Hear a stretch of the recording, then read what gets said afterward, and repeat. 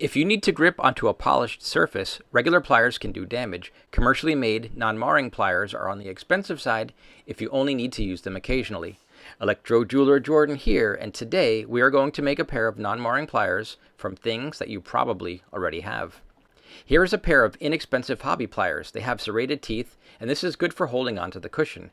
Cut your leather or rubber into a strip slightly wider than the jaws.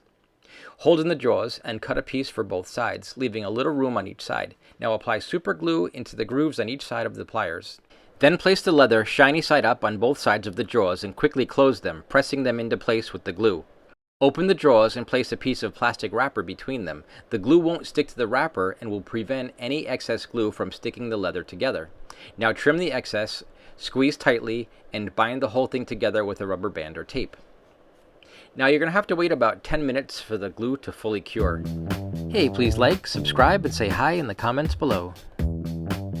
Remove the rubber bands and trim the excess away with a wire cutter. Now since it's super glue, it's not a permanent fix, although they will last for quite a while. If you plan to use them more often, epoxy is a better choice, but it takes about 24 hours to cure, so plan ahead. Alright, now let's try them out on a shiny gold surface. Insert the finding, squeeze the pliers, and perfect. No scratching, no marring. And remember, keep on plating and creating. Please say hi in the comments below. So you have like a $2 pair of non-marking pliers.